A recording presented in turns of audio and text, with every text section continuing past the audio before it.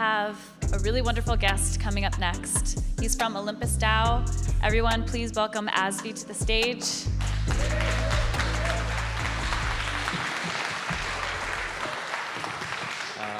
Hi, how many of you have heard of Olympus DAO? Awesome, homies. Great to have you here. My name is Asvi. I've been a DAO contributor. This doesn't necessarily reflect the DAO's views. This is how I interpret Olympus and Ohm, so just that disclaimer. I'm going to talk to you about what is Olympus DAO creating and why does it matter. Olympus DAO is creating a decentralized reserve currency that is backed by a community-owned treasury. There are three features of a reserve currency. The best-known reserve currency that we have is the US dollar.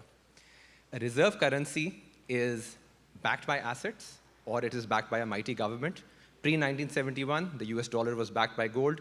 Post-1971, it's backed by the might of the US government. A reserve currency is free-floating, meaning it's not pegged. All other currencies relative to the dollar float around the dollar, but the dollar is not pegged to any other currency. And third, a reserve currency has deep liquidity. You go to any country in the world, and you can swap your dollar for any other currency that is native to that particular country. Olympus DAO is creating a DeFi reserve currency. For us to create a reserve currency in DeFi, it has to have the same three traits. It has to be backed by assets, it has to have very deep liquidity, and it's going to be free-floating. So Olympus DAO thought, OK, we can have protocol-owned assets and protocol-owned liquidity. These were two very big breakthroughs. And the third one was that we will not create a stable coin. We will create a free-floating algorithmic currency that will find its stability over time. Now let's take a look at how Olympus DAO has done over the last 8 months with these goals that it set out. Protocol-owned assets, March 23rd, were about 68,000. Today, they're about $790 million. Protocol-owned liquidity was nothing at the end of March. It is now $580 million. For most projects, liquidity is held by third parties, and third parties are incentivized to do liquidity. Just getting very specific about what do we mean by protocol-owned liquidity. How many of you have used Uniswap or SushiSwap? Awesome. So when you use Uniswap or SushiSwap and you create an LP token, that is liquidity. Most protocols don't own their own LP tokens. Olympus owns its LP tokens, and that's what it means that Olympus owns its liquidity. One really amazing aspect about the treasury of Olympus is that excluding its native token, the treasury is worth over $500 million, and this protocol is less than 8 months old. Most DeFi treasuries that you'd look at, they've got their treasuries comprising only of their native token. Olympus has a diverse treasury. One really cool feature about Olympus and the way it works, and I'll define this in more detail as we go on, is this notion of risk-free value. This is the stablecoin balance of the treasury and the written down value of the liquidity pools. I will not get into the math of how we do the written down value, but you know this equation x times y equals k, which determines how the automated market maker works in Uniswap or SushiSwap. Well, in that equation determines how price moves as the balance of coins changes when buying and selling occurs. In that, because Olympus owns its own liquidity, there is a way to do a write-down of that formula. The thing you should know without getting lost in a lot of math is that this is risk-free value that cannot go down. And when we talk about risk-free value, it's important to understand that the two risks that this thing does carry are that if stablecoin loses its peg or if the treasury gets hacked, then surely this value is at risk. But so long as the stablecoin held in the treasury, which is mostly DAI, LUSD, and a couple of other stablecoins, so long as they hold their peg, this value is going to remain. Now, that's a whole lot of incredible asset growth that Olympus has seen. Now let's talk about how does it work? What's the mechanism? The big breakthrough, and Olympus has had many breakthroughs. One of the big breakthroughs Olympus had was this idea of Olympus bonds, and here's how it works. Olympus said, hey, if you're holding a liquidity pool token, or if you're holding a reserve asset like DAI, you can come to our protocol or at app.olympusdao.finance, and you can sell us your LP token or your DAI for a discount relative to where OHM is trading currently in the market. We will not give this OHM to you immediately. We will give this OHM to you 5 days later. Now, 5 days later, you've got a choice. You can either sell that token and realize a 5 to 6% gain, or you can stake it and earn a 7,000% APY. It's at this point that people say, you've got to be kidding me. This must be a scam. There's no way anything can ever really pay 7,000% APY. This is not sustainable. This is a rug pull. This is this. This is that. And then that's generally what happens when people learn about Olympus DAO. Some people who get past that ask the natural next logical question, how sustainable is this APY? Sustainability is defined by us through this concept of runway. Runway says that if zero revenues were to come into Olympus today, then at that 7,000% APY, we can keep paying that for the next 376 days. How is this calculated? I will talk to you about that in just a moment.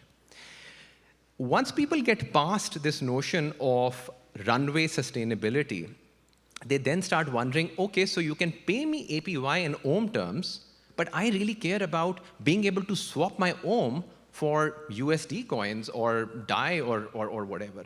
And so at this point, the next fear pattern emerges in somebody who's just becoming acquainted with this protocol, which is this trade-off between greed and fear. Fear says, hey, there's not enough exit liquidity in the system. If everyone tries to sell, they won't be able to.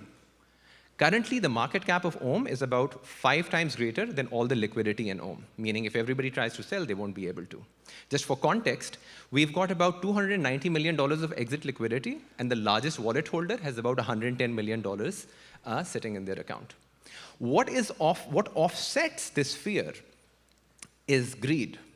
Greed that 97% of the Treasury's claim has not been distributed as yet.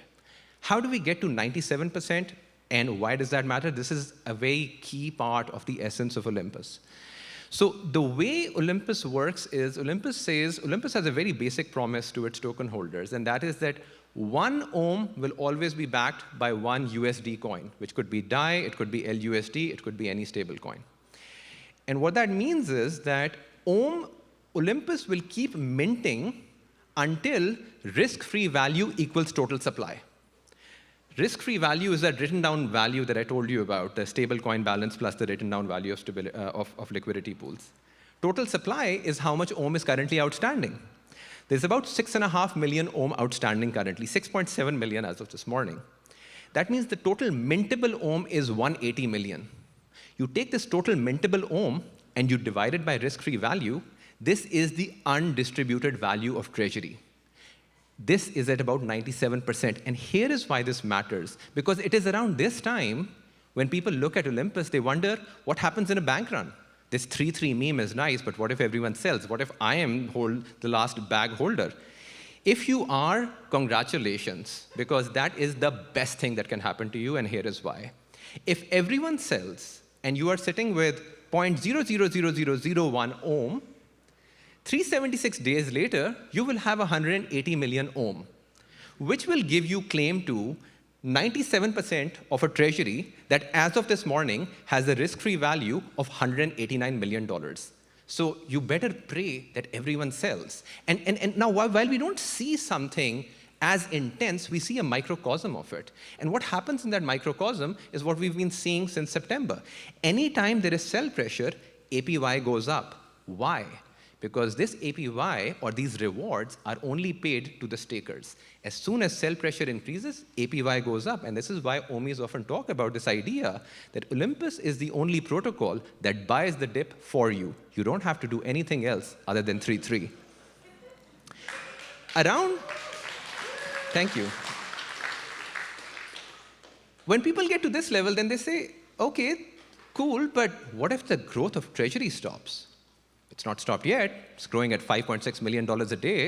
It was growing at about $20 million a day a month or so ago, and now we're in a down cycle. But what if this whole thing stops?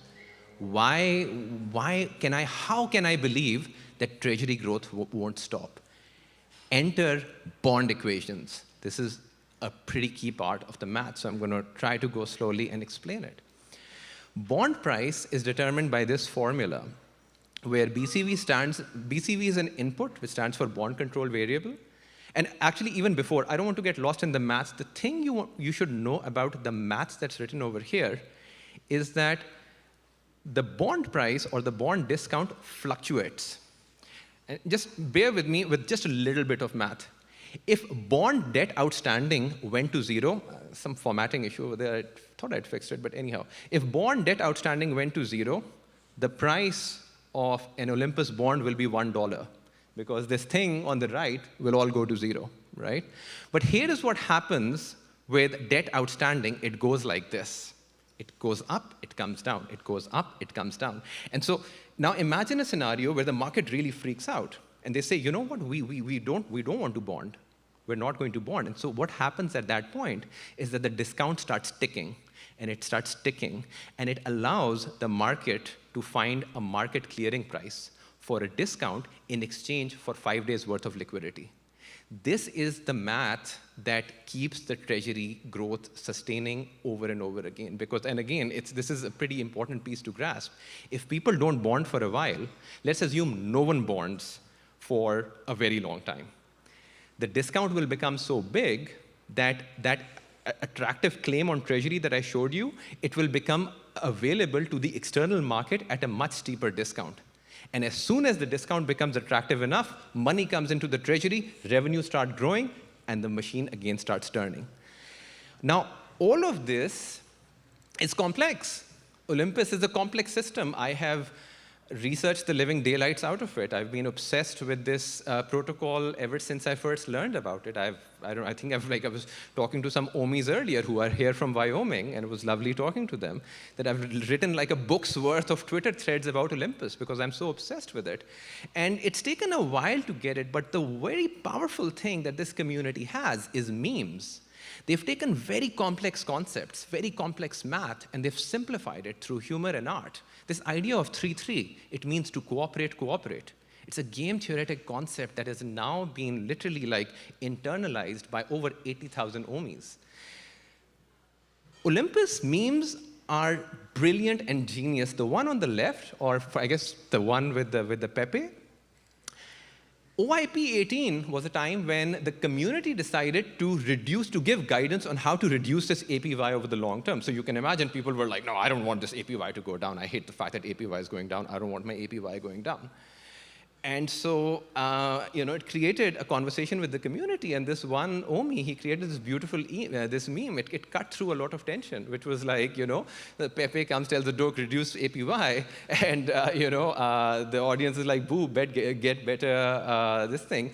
Anyhow, the one on the right, I've got 2 minutes. I'm going to accelerate a bit. The one on the right is about Klima, which is a really beautiful project as well. These slides have gone a little bit off. Number of really cool concepts, products have come out of Olympus.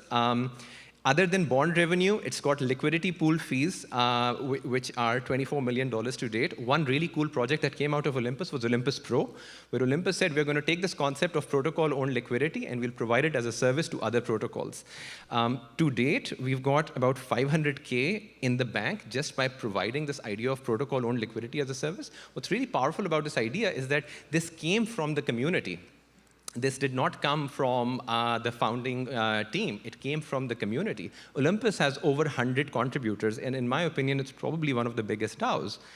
One other magnificent project coming out of Olympus was Klima DAO. The idea was take this general purpose technology and apply it to carbon credits. Klima DAO has purchased 12 million tons of carbon credits, which is about 2.5% of America's monthly emissions, in less than a month. The idea with Klima DAO is simple. Buy a lot of carbon credits to drive up the price of carbon in order to make climate technologies feasible. Why I'm super excited about Olympus, thank you. Market size is in the trillions, because when you're thinking about a reserve currency, you're thinking about the US dollar, which has a monetary base of 6.3 trillion, money supply at 22 trillion. The money printing business is the highest margin business in the world. Our margins are close to 99%. I had updated these slides this morning. Unfortunately, they did not come. We are seeing a downward correction. Currently, market cap is about 2.5 billion, not 3 billion. But why Olympus matters? Olympus is giving everyone with internet access a chance to adopt a decentralized reserve currency that is independent of nation-state politics. That's a big deal for me as a Pakistani. There were two other reasons that I had put in the slides this morning, but unfortunately, I guess they didn't really make it here. And those two reasons are, Olympus is a general-purpose technology. You can use it to build some really interesting things. You can use it to solve problems like climate change. And there's one really amazing project now coming up to apply the idea of Olympus on that you've seen with Klima on carbon credits to plastic credits in order to clean up oceans. So thank you, and hope this was useful.